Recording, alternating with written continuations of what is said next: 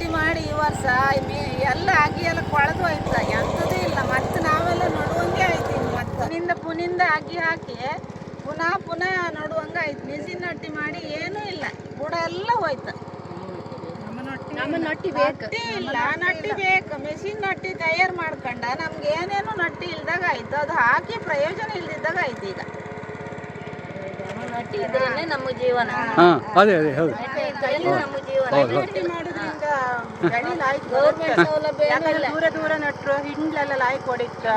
ಗಿಡ ದೊಡ್ಡದಾಗಿರುತ್ತೆ. ಮತ್ತೆ ಆ ಗಿಡ ದೊಡ್ಡದಾಗಿದ್ರಿಂದ ಮುಳುಗಿ ಹೊತ್ತಿಲ್ಲ. ನೆರೆ ಬಂದ್ರು ಬಲ ಇರುವಂತ ಅಗಿ ನಡುತ್ತೆ. ಕಿತ್ತು ನೋಡೋದ್ರಿಂದ ಮತ್ತೆ ಬೇರೆ ಸ್ವಲ್ಪ ವ್ಯಾಯಾಮ ಸಿಕ್ಕದಂಗೆ ಆಗುತ್ತೆ. ಅಂದ್ರೆ ಮಿಷನ್ ನೆಟ್ಟಿಗಿಂತ ಕೈ ನೆಟ್ಟಿ ಒಳ್ಳೇದಂತ.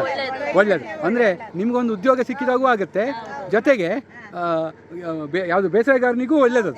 ನಾಶ ಆಗಿ ಹೋಯ್ತು. ಕಳೆ ತೆಗೆಯೋದಕ್ಕೂ ಚೆನ್ನಾಗಿ, ಕಳೆ ತೆಗೆಯೋದಕ್ಕೂ ಲೈಕ್ ಆಗುತ್ತೆ. ಅಂತಕಂದ್ರೆ ಅದ್ರಂಗೆ ಇದು ಹಿಡ್ಲ ಓಡಿಸೋ ಸಮಯಕ್ಕಿಂತ ನಾವು ಕೈಯಿಂದ ಕಳೆ ತೆಗೆದು ಚಂದ ಮಾಡಿ ಭೂಮಿಯಿಂದ ಕೆಸರು ಗೂಡ ತೆಗೆದು ಅದು ತೊಳೆದು ಕಳಕ್ಕೆ ಕೈಡಿ ಬಿಟ್ಟಂಗೆಲ್ಲ ಆಗಿ ಗಿಡಕ್ಕೆ ಸ್ವಲ್ಪ ಆರೋಗ್ಯವಾಯಿ ಮೇಲೆ ಬರುತ್ತೆ. ಅಲ್ಲ ಇಲ್ಲಿ ಯಾರು ಅಂತ ಹೇಳಿದ್ರೆ ಮಿಷಿನಿಂದಾರೆ ಲೀಡರೇ ಓಡಿಸ್ಕೊಡರೆ, ಕೈಯಿಂದಾರೆ ಕೈ ನಟ್ಟಿಯಾರೆ ನಾವು ನಮ್ಮ ಕೆಲಸ ಸಿಕ್ಕತ್ತೆ. ಕಳೆ ತೆಗೋ ಕೆಲಸ ಸಿಕ್ಕತ್ತೆ ಅಲ್ದಾ? ಇದು ಮಿಷನ್ ಆದ್ರೆ ನಿಮ್ಗೆ ಕಳೆ ಇಲ್ಲ. ಸರಿ, ನಟ್ಟಿ ಸಿಕ್ಕತ್ತೆ, ಕಳೆ ಸಿಕ್ಕತ್ತೆ, ನಮ್ಮ ಜೀವನಕ್ಕೆ ಆಗ್ತದೆ. ಕೃಷಿಕರಿಗೆ ಉದ್ಯೋಗ ದಿನವಿಡೀ ಸಿಕ್ಕದಂಗೆ ಆಗ್ತದೆ. ಹೌದು.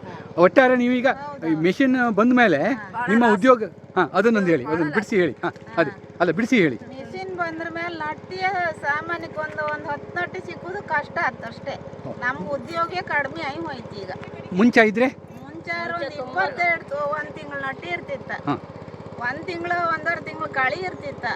ಈಗ ಒಂದು 8-10 ನಟ್ಟಿಗೂ ಕಷ್ಟ ಆಗಿ ಹೋಗ್ತ. ಕಳಿ ಇಲ್ಲ, ಎಂಥದ್ದು ಇಲ್ಲ, ಉದ್ಯೋಗ ದಾರಿಯೇ ಇಲ್ಲ. ಈಗ ಮಕ್ಕಳಾರ ನೋಡುದಿಲ್ಲ, ನಾವೆಲ್ಲ ಹಳಿಯರ ಆತ ಬಂತ ಆದ್ರೂ ಅದಕ್ಕೂ ಸಸೂತ್ರಿಲ್ಲ. ಈಗ ಮಕ್ಕಳೆಲ್ಲ ಓದಕ್ ಹೋತವ, ಅವ್ರಿಗೆ ಕೆಲಸ ಸಿಕ್ಕತ್ತೋ ಬಿಡತ್ತೋ ಗೊತ್ತಿಲ್ಲ.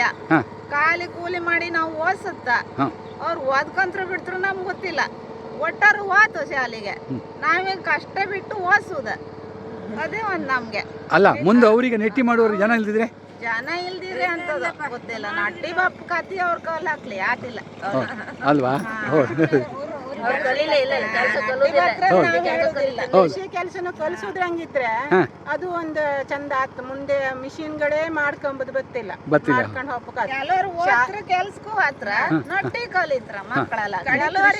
ಮಾಡುವರೇ ಇಲ್ದಿದ್ದಂಗ ಕೃಷಿ ಮಾಡುವರೇ ಇಲ್ದಿದ್ದಂಗ ಆತ್. ಈ ಕೆಲಸ ಕಲಿಯಿಲ್ಲ ಅಂದ್ರೆ ಕೃಷಿನೇ ಮಾಡುವರ್ ಇಲ್ದಿದ್ದಂಗ ಆತ್. ಮಿಷಿನ್ ಹಿಂದಾದ್ರೂ ಹೋಪರು ಒಬ್ರು ಕಲ್ತವ್ರು ಬೇಕು, ಗೆದ್ದ ಕೆಸರು ಇಳಿಯೋರು ಬೇಕು, ಕಾಲ್ ಕೆಸರು ಮಾಡ್ಕೊಳ್ಳೇಬೇಕು, ಊಟ ಬೇಕಾದ್ರೆ.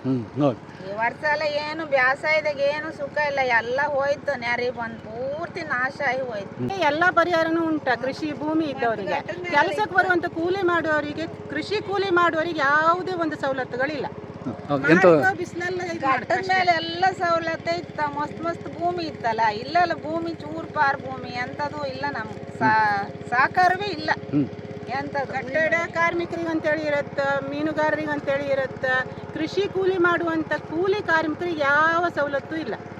ಒಂದೊತ್ತು ಹೋಯ್ಲಿಲ್ಲ ಕೃಷಿ ಕೆಲಸಕ್ಕೆ ಅಂತೇಳಿ ಹೇಳಿದ್ರೆ ಯಾವುದೇ ಒಂದು ಸವಲತ್ತುಗಳಿಲ್ಲ, ಒಂದು ಊಟ ಇಲ್ಲ ಅಷ್ಟೇ. ಸದ್ಯ ಆಳಿದೆ, ನಮ್ಮ ಮಾಮೂಲು ಆಳುಗಳೆಲ್ಲ ಸ್ವಲ್ಪ ಜನ ಇದ್ದಾರೆ. ನಾವು ಹಾಗಾಗಿ ಕೈ ನಟ್ಟಿಯೇ ಮಾಡ್ತಿದ್ದೀವಿ. ಅದರಿಂದ ಸ್ವಲ್ಪ ಜನಕ್ಕೆ ಉದ್ಯೋಗ ಸಿಗುತ್ತಲ್ಲ, ಅದಕ್ಕಾಗಿ ನಾವು ಸ್ವಲ್ಪ ಕೈ ನಟ್ಟಿಯೇ ಮಾಡೋದು. ಮತ್ತು ಮಿಷನ್ ನಟ್ಟಿಯೂ ಅಡ್ಡಿ ಮಾಡಿದ್ದು ನಾವು ಅದು ಮಾಡ್ತೇವೆ. ಅದು ಸ್ವಲ್ಪ ಈಗ ನಮಗೆ ಖರ್ಚಲ್ಲಿ ಸ್ವಲ್ಪ ಇದೇ ಸ್ವಲ್ಪ ಅಡ್ಡಿಲ್ಲ ಅನಿಸ್ತಾ ಕಾಣುತ್ತೆ. ಯಾಕಂದರೆ ಅದು ರೀಡರ್ ಓಡಿಸ್ಬೇಕು, ಇದು ಹಾಗೆ ಅಂತ ಇಲ್ಲ, ಒಂದು ಸರಿ ಖರ್ಚು ಆಗಿಬಿಡುತ್ತೆ. ಮತ್ತು ಒಳ್ಳೆ ರೀತಿಯಲ್ಲಿ ಹೂಟಿ ಎಲ್ಲ ಆದರೆ ಕಳೆ ಗಿಳೆ ಹೆಕ್ಕುದು ಬೇಡ ಆಗುತ್ತೆ.